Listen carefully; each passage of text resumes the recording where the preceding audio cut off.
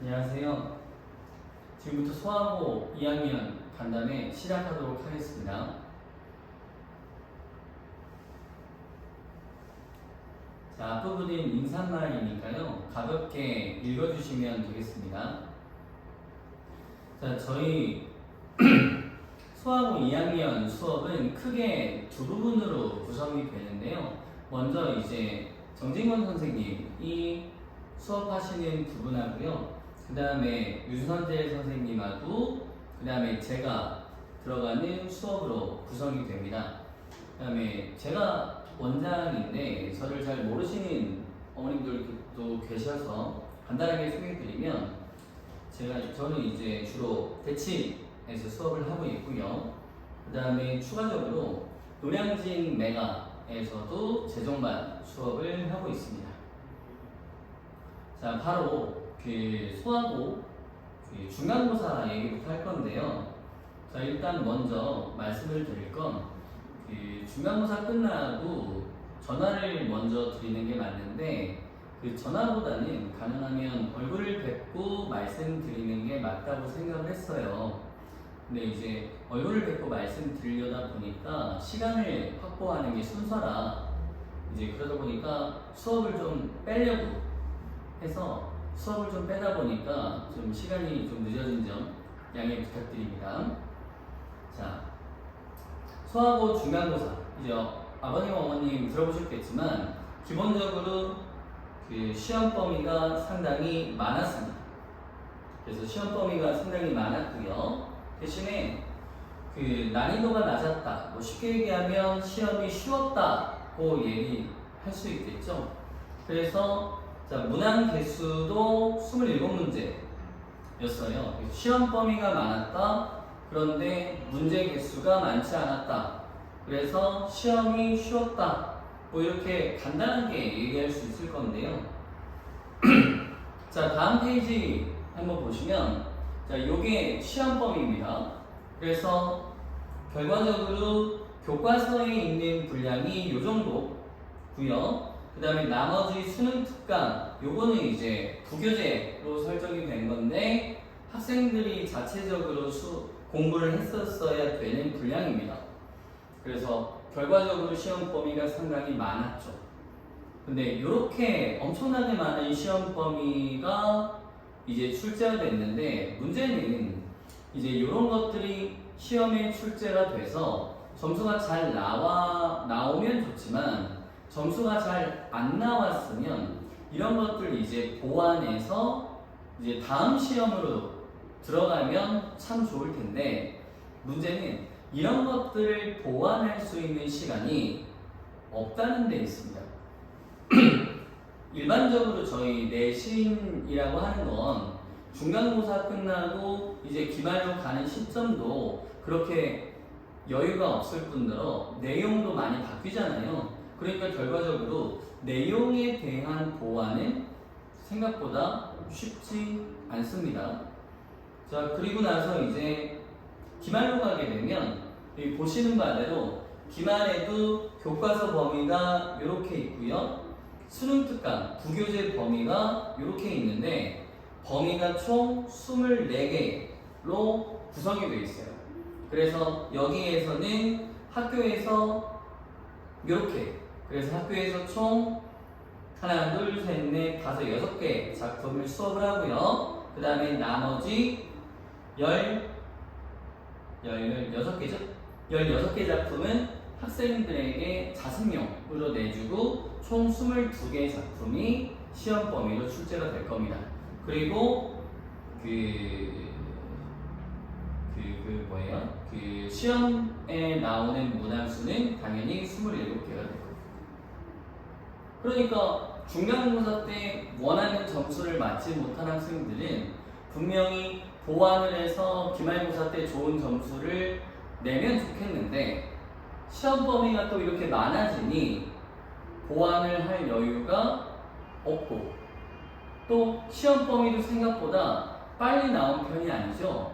그렇다 보니까 이런 것들을 보완할 틈도 없이 어쨌든 이런 것들을 공부를 해내야 되니까 결과적으로 기말고사 때도 생각보다 보완이 안 된 상태로 시험을 봐야 될 상황에 처해 있습니다. 그래서 영상을 찍는 요 시기가 토요일인데요. 지금 오늘이 6월 17일이니까 시험까지 지금 한 주하고 3일 정도 남은 상태인데, 현재 저희는 진도를 어쨌든 다 나가긴 했지만 어느 정도 보완이 됐는지는 결과가 나와봐야 알 것 같긴 합니다. 그래서 아까 말씀드렸던 대로 생각보다 시험 범위가 많고요. 아니죠. 정확히 얘기하면 시험 범위가 상당히 많고 그것들이 보완이 된 채로 다음 시험에 들어가야 되는데, 보완이 안 돼서 다음 시험으로 들어가게 되면 매번 성적이 비슷할 수밖에 없습니다. 여기서 더 걱정이 되는 건 이제 3학년이 됐을 텐데요. 3학년이 되게 되면 이제 수능 특강이 아예 전체 범위가 될 텐데, 그러면 문학, 그 다음에 비문학이라고 하는 독서, 이게 전부 다 들어갔을 때 이것들이 보완이 안 된 상태로 시험 범위가 잡히게 되면 또 똑같은 결과가 나올 수 있을 거라는 거죠. 그러면 결국엔 이것들을 보완할 수 있는 시기가 언제냐? 결국엔 방학밖에 없을 겁니다. 자, 그래서 여름방학 보완 수업이라는 걸 준비했습니다. 특히 소학원은 2학기가 언어와 매체거든요. 그래서 첫 번째로는 문법에 대한 수업을 준비했어요. 문법. 그래서 자, 수업은 홍성민 선생님이 하실 건데, 요 선생님은 이따가 말씀을 드리겠지만 저랑 같이 대치동에서 수업을 하시는 분이에요. 그래서 요거는 시간은 방학한 이후인 화요일 오전이 되겠고요. 저희 학생들, 소아부 친구들 방학 때 오전에 집에서 잠잘 때 깨워서 보내만 주시면 저희가 수업을 할 거고요. 자, 그 다음에 아까 말씀드렸던 대로 2학기에는 언어와 매체입니다. 언어와 매체. 그래서 언어와 매체는 쉽게 얘기하면 문법인데요. 이번에 문학하면서 보완이 안 된 것들, 언어와 매체는 문법이 줄어서 시험 준비할 때 좀 여유가 있습니다. 그래서 그 언어와 매체만 하면 3학년 때 문학이랑 독서, 특히 이제 문학 같은 거 할 때 좀 힘들 수도 있기 때문에 이것과 관련한 현대 문학과 고전 문학도 준비를 했습니다. 그리고 그것과 관련한 뭐예요? 실전 모의고사 같은 것들도 준비를 했어요. 자, 가장 중요한 건 뭐냐면, 자, 밑에 보시면 요거죠? 자, 수업 전체 출석 시 수업료 전액을 환불해 드립니다. 수업 전체 출석 시 수업료 전액을 환불해 드려요. 그래서 수업료는 5만 원을 책정해 있는데요. 이게 만 원을 받자니 만 원은 좀 아닌 것 같고, 그래서 그냥 한 번에 내기가 편하게 5만 원을 그냥 책정을 했고요. 대신에 이제 교재가 나가니까 교재비는 그냥 만 원을 책정했습니다. 그래서 수업을 다 출석만 하면 5만 원은 그냥 환불을 해드립니다. 대신에 학생들에게는 환불 공지는 안 나갑니다.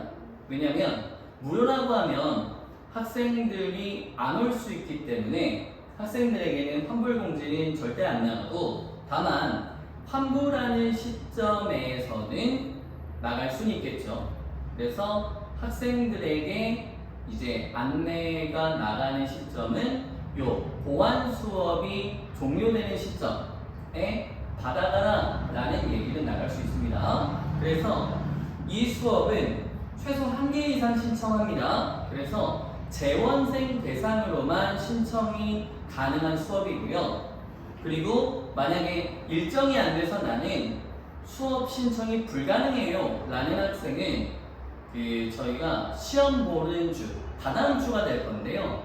다다음주에 그 댁으로 안내문을 드릴 거예요. 그래서 나는 신청이 불가능하다라고 하는 학생은 반드시 부모님의 사인을 받아오라고 하고, 부모님의 사인이 있더라도 부모님께 확인 전화를 드릴 겁니다.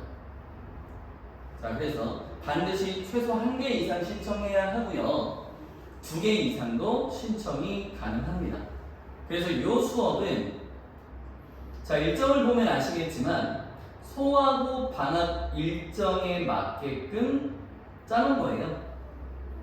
소하고 방학 일정에 맞게끔 짜는 겁니다. 그래서 특히 이제 요거 문법 수업이 언어 매체와 관련된 거니까 소하고 2학년 친구들을 우선적으로 배치를 할 거고요.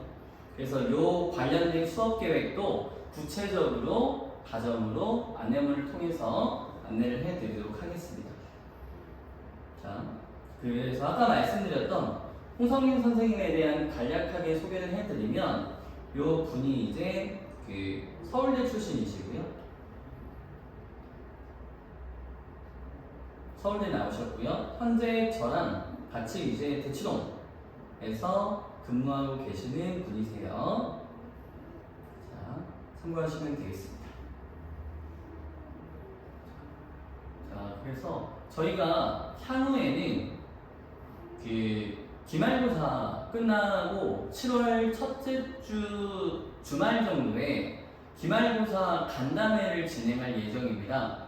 그래서 기말고사 간담회 때는 그 아이들 담당하시는 담당 선생님들이 직접 기말고사 분석해서 안내해드리고, 아이들 기말고사 어떻게 봤는지, 그리고 세부적인 영역별로 자세하게 안내해드리고, 그 다음에 그걸 바탕으로 요 보안 수업 관련된 것들에 대한 안내, 그리고 향후 공부 어떻게 할 건지에 대한 안내를 자세하게 드릴 거예요.